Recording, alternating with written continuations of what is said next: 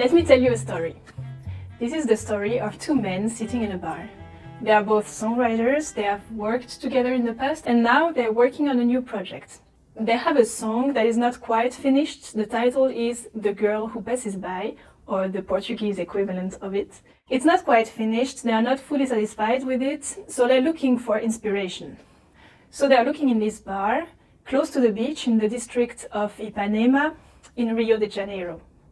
And there is a girl from the neighborhood who often passes by in front of the pub, and this day she comes in to buy some cigarettes.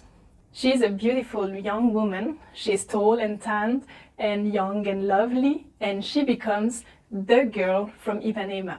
She becomes the inspiration for composer Antônio Carlos Jobim and lyricist and poet Vinícius de Moraes for them to write finally their song to finish it. They give it the title Garota de Ipanema, that is, The Girl from Ipanema. This song became a hit not only in Brazil but worldwide. In Brazil, Peri Ribeiro was the first one to release a recording of it in 1963, and soon after the song was taken to New York, where Tom Jobim and João Gilberto were making an album with American jazz saxophonist Stan Getz. They wanted to make a bilingual version of the song, so they had the Portuguese lyrics translated into English. João Gilberto was singing the Portuguese part, and his wife, Astrud, was singing the English lyrics.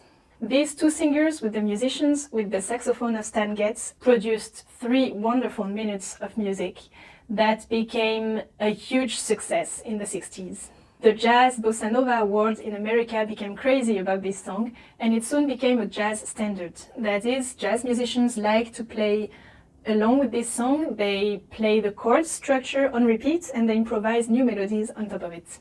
Now it is believed to be one of the most recorded songs in history. It has also become a cliché of elevator music, a sort of easy music, a chill tune, easy for the ears, but deprived of any artistic interests. But in fact, it is far from that.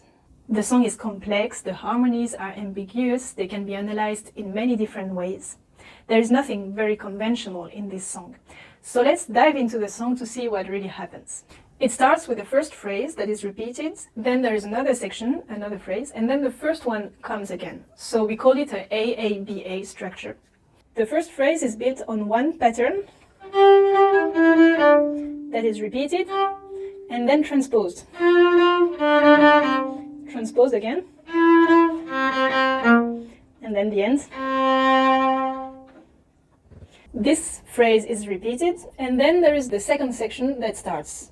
And right away it starts with a very different color. The first chords has nothing to do with the tonality of the first phrase. So we have a big contrast there.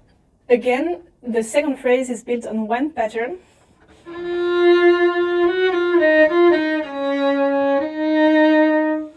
That is repeated and transposed.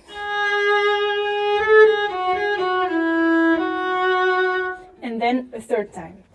The underlying harmony follows this melody. That is, every time the melody goes up, the chords also move up with the same interval, with little variations. And those chords build a suspensive harmony. That is, they never resolve into any tonic. The tonic resolution would give us a conclusive feeling, but we don't get that. Those chords stay in the air, like in a suspensive way. Plus, those chords are kind of weird. They are not anything classical or common for jazz harmonies. They are difficult to grasp and to analyze, and even to write down, to label.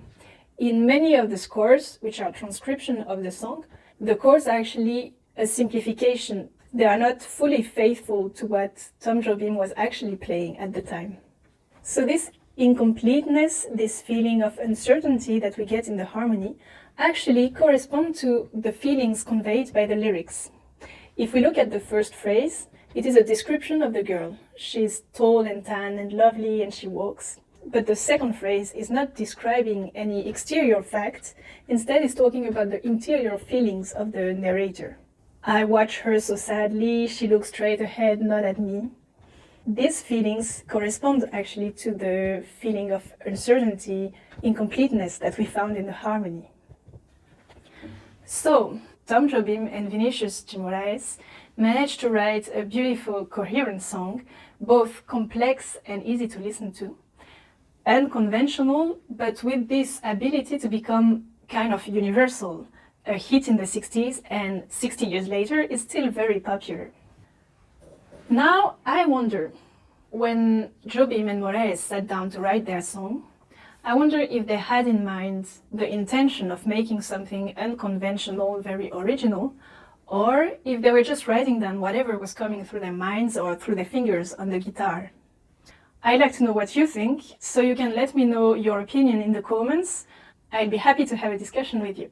Now, thank you very much for watching, and I'll see you in another video.